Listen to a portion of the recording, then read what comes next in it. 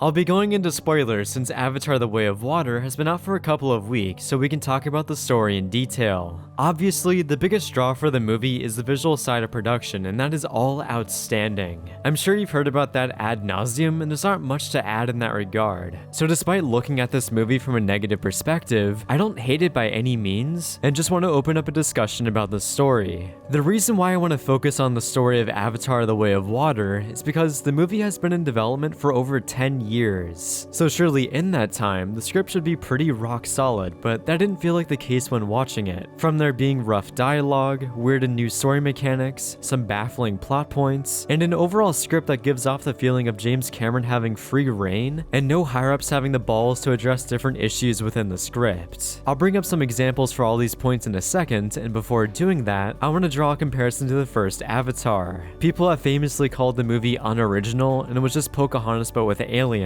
However, because of that simple and effective plot, it translated really well into this new setting, and because of this, the first Avatar wasn't held back by the story. This is where I think one of the major components of Avatar: The Way of Water feels off to me, because in the first movie, we had a compelling protagonist go through a riveting adventure laced with whimsical and exciting world building, while being anchored by a strong love story, along with having the feeling of escapism through Jake leaving his dour life on Earth, where he can't walk, to a vibrant life on Pandora in which he can transcend anything he could do on Earth. It was very liberating in a way. In The Way of Water, I feel like we are missing the strong through line that carries the movie. The substitution here is Jake's family, but I don't think it's as strong as the wonder-like awe the first Avatar was able to capture. That's kind of here with the beautiful visuals, but not narratively. The characters that we follow have very little character development, and the main emphasis is on the spectacle. To me, this creates a feeling of disconnection because instead of having a symbiotic relationship between dazzling visuals and good character work, we instead have minimal character work with a stronger emphasis on visuals. During certain segments of the movie, it felt like I was watching an hour-long version of the ride Flight of Passage in Animal Kingdom.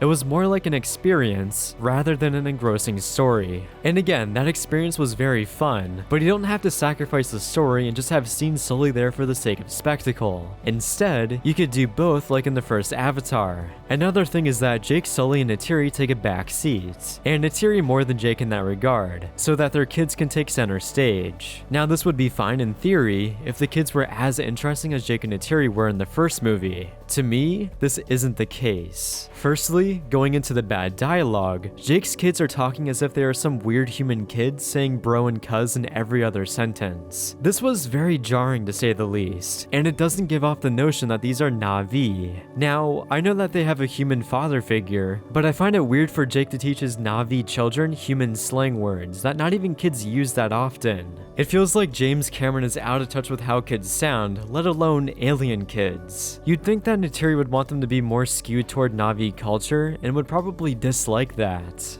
Then moving away from the dialogue, the kids in most scenes didn't come across as that likable. The two brothers had an extremely basic older/younger brother dynamic and were constantly coming across as arrogant. That's fine at times, but when they're putting themselves in mortal danger to the point where they need to be saved in every other scene, then it becomes annoying narratively. Like the kids were taken prisoner on 3 separate occasions, once in the first act and then twice on the boat. There was a point in the end where they were like, we have to intervene, and they take their youngest sibling with them for literally no reason. I was extremely confused by that decision because she offers no value and they are necessarily putting more of their family in danger.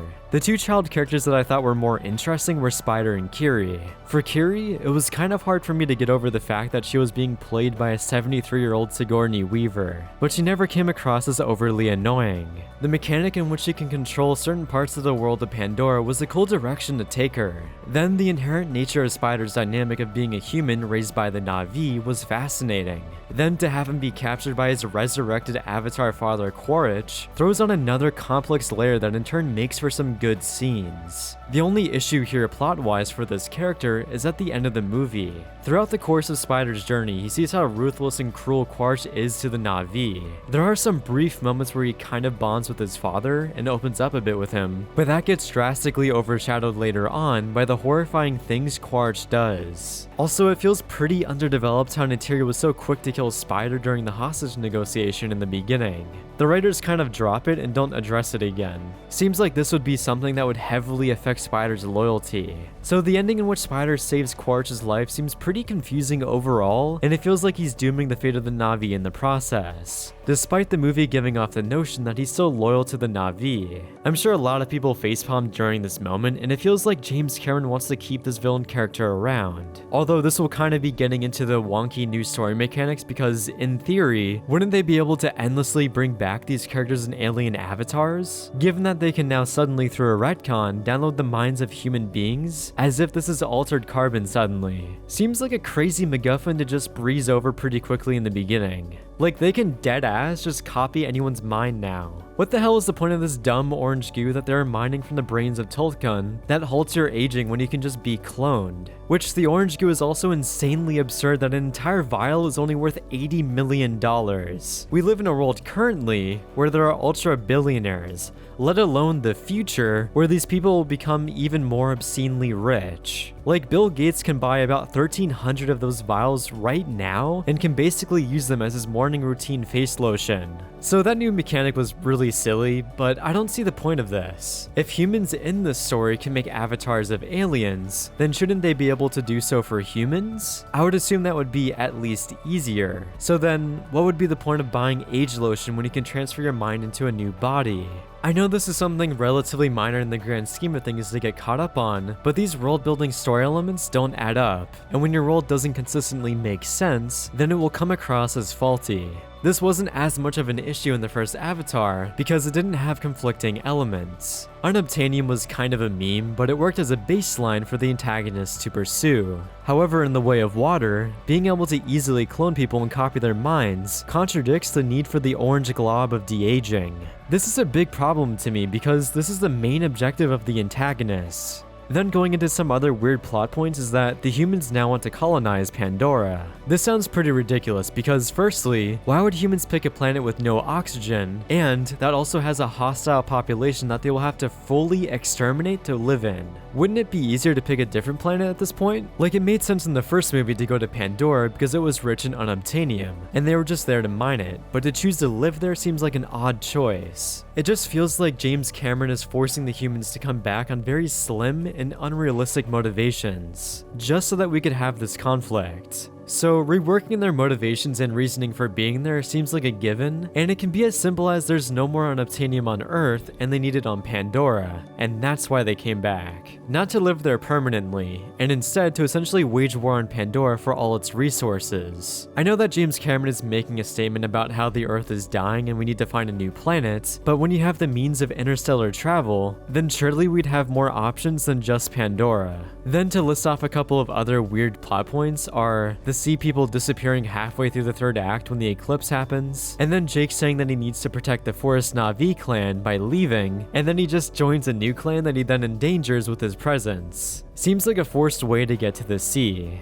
I'm also kind of surprised that the humans didn't care at all about the Forest Clan and only pursued Jake. Then one last thing in regard to the script is that the movie really didn't need to be over 3 hours. A lot of the scenes felt pretty extended and could have been shortened a little, although it is really nice to have some breathtaking visuals to gawk over. It's just that, as I said before, you need to be more productive and have plot progression that coincides with the spectacle. The structure of the movie also feels a little lopsided because the first act was pretty fast-paced in comparison to the long second act. It's pretty apparent that James Cameron wanted to get to the sea as soon as possible. Then there's one scene that could probably be deleted in which Quaritch's team wants to tame mountain banshees. The reason why I say this is because they don't really utilize them after this because they just join the big ship and park them for the rest of the movie. Quaritch does briefly use it during the final act against Jake, but you don't need that small moment in an already big action set piece. This is why I think the producers were scared to stand up to James Cameron because there's some fluff here that could have been cut out,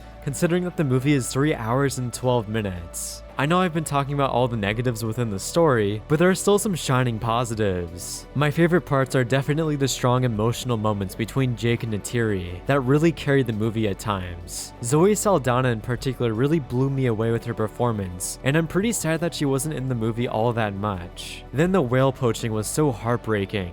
The movie really gets you to love the Tulkun by making them friendly and sentient creatures, making the aspect of humans hunting them even more depressing. Definitely a great element in the story that was kind of tarnished by the orange goo aspect. Overall, the story for Avatar: The Way of Water feels like a step down in comparison to the first Avatar, which I was kind of surprised by. It doesn't feel as coherent and solid as the first movie, and it felt like the script needed a little reworking despite being in development for so long. But the action was stunning and the VFX will easily win an Oscar with no competition. Despite the lackluster story, I'd still give it a 3.5 out of 5 on Letterboxd. Thank you for watching and let me know what you thought about Avatar: The Way of Water.